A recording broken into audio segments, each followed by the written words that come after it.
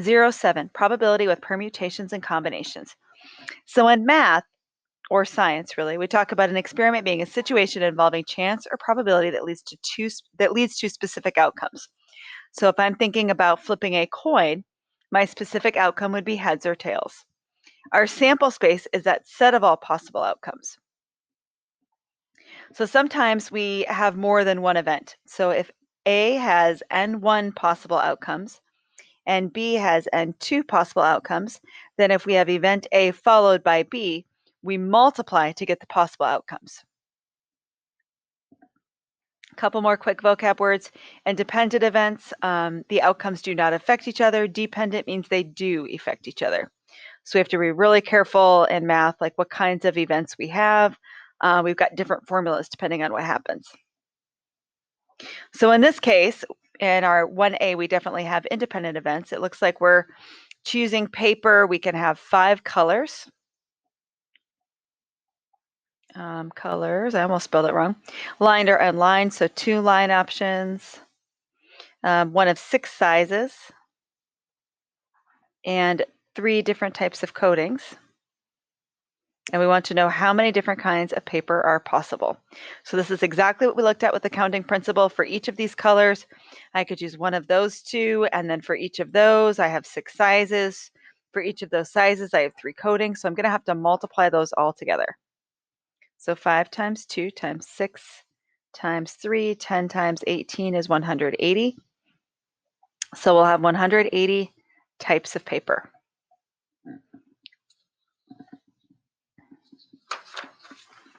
So for part B, Callie works at a greeting card store. She's taping a vertical arrangement of 6 different Get Well cards to a door. If she can place the cards in any order, how many different ways can she arrange the cards? So for the first card she chooses to put up, she will have 6 different cards to choose from. But after she's placed one of those cards, for the next card, she only has 5 different cards to choose from. And now she's already got 2 cards placed. She's got 4 cards left, and that means there's 4 cards to choose from. Now she's placed 1, 2, 3 of her cards, and so she's left with 3. And then she's left with 2, and then she's left with 1. We multiply that out, we get 720 ways. And then a way to neatly express this with math is 6 factorial, which leads us to factorial. The factorial of a positive integer n is the product of the positive integers less than or equal to n and is given by, so if I write down n factorial, and that's how we would read that. I know it's an explanation point, but we say factorial. That's going to be n times the number before n, that's n minus 1, times the number before that number, which is n minus 2, all the way down, consecutive integers we're multiplying down to 1.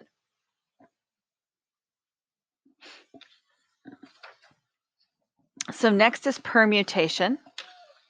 That's when our order matters. We're arranging objects. So this could be like a batting order, right? The batting order makes a difference. It depends on if you're the first person picked for a batting order, that's different than being the 5th person. So the order would matter. Locks, the order matters. Maybe you're choosing 3 people from a class and they're going to be president, vice president, and secretary. The order matters. So permutation means our order matters. So if we have n objects and we're choosing all n of them, that's n factorial. So that's like Callie with her cards, where she was arranging all 6 of them. So I ended up with 6 factorial. But sometimes we don't want to pick all 6. Sometimes we only want to pick, like maybe she only wanted to arrange 3 of those cards. So that's what the second formula is for. N objects taken r at a time. So we're going to look at that formula in this first problem here, problem 2. A door's keypad system requires a 4-letter code using the letters A through G. So anytime I have a problem like this, where it's letters or words or codes or anything, I always want to write them out. So A, B, C, D, E, F, G, that would be 7 letters total. Each letter may only be used once. And we want a 4-letter code. So we want to pick 4. How many different codes are possible? So that means this is a 7P4 because my order does matter. I have 7 objects and I'm taking 4 at a time. I want to pick 4. So then to use this formula, it's 7 factorial over 7 minus 4 factorial. So let's go ahead and simplify this. 7 factorial is 7 times 6 times 5 times 4 times 3 factorial all the way down. And then 7 minus 4 factorial would just be a 3 factorial. So now you can see why I stopped when I got to the 3 there in the numerator. I could have written 3 times 2 times 1, but I knew that that would be equivalent to 3 factorial, so I just stopped. So our problem is going to be equivalent to 7 times 6 times 5 times 4, which is 840. So 840 different codes. And there is a button on your calculator. I know for mine it's under this probability menu. All calculators are a little bit different, but there should be like an NPR button, and that's what that's for. It's not National Public Radio. If a code is randomly generated, what's the probability that the first 2 letters of the code are vowels? So first of all, when they say probability, we're always going to think fraction. And we know that we want the first 2 letters to be vowels. So we want to first pick 2 vowels from how many total? Well, if I scroll up a little bit here again, I can say A, B, C, D, E, F, G. There was only A and E were our vowels, right? So we're going to pick 2 vowels from 2 total. And then that means we're going to have 2 other letters, right? We have to have a 4-letter code. So 2 of them are vowels. That means the other 2 would be consonants. And so then we're going to pick 2 of the 5 that are left. And that's going to be our numerator. And we're going to multiply these probabilities. So 2 of them will be vowels, and then 2 of them will be from that other 5. And then my denominator is going to be all the possible 4-letter codes. The number of all possible 4-letter codes. And that's what we actually found in part A. So 2 vowels from 2 total would be 2, pick 2 of them. If I'm picking 2 of the 5 letters that are left, that's if I have 5 letters, now I am picking 2. And my denominator would be the 7, pick 4 from my part A, because that's all the ways I can make those codes. So now in my numerator, when I do this on a calculator, 2p2 is just 2. There's only 2 ways to do that. 5 pick 2 is equal to 20, and I'm just doing that straight on a calculator. So that would be something you'd want to look up separately or ask about in class if you're just watching this now.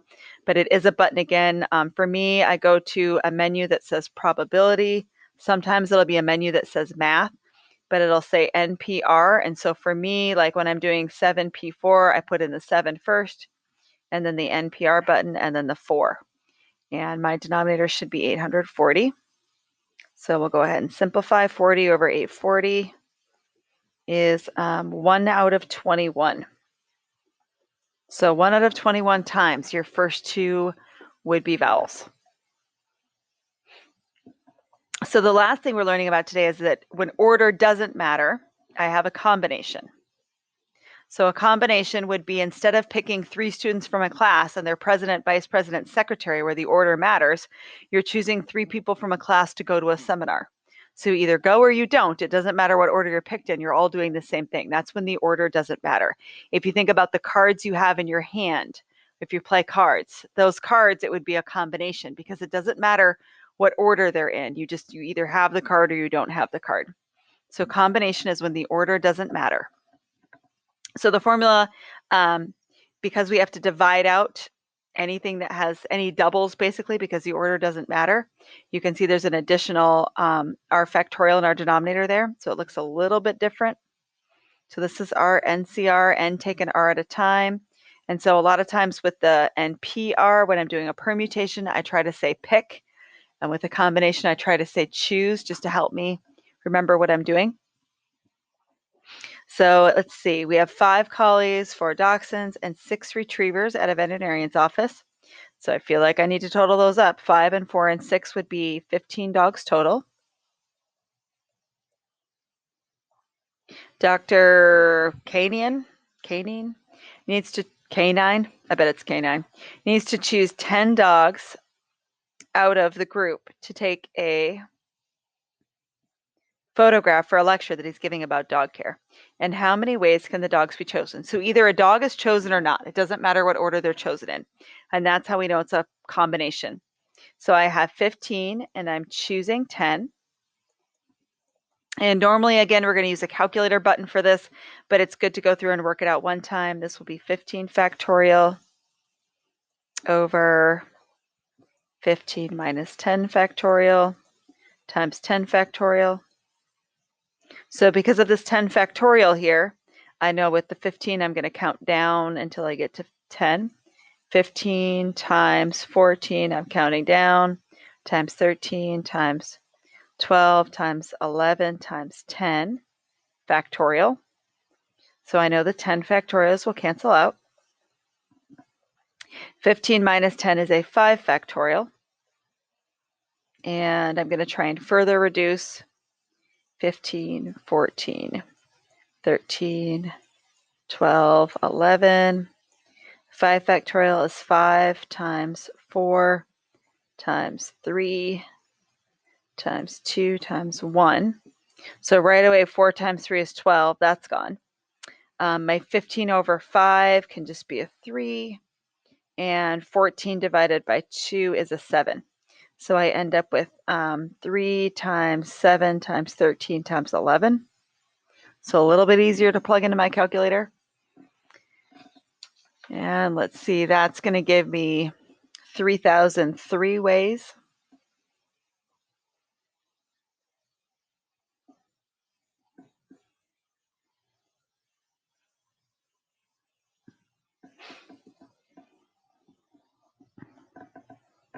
And now for part B.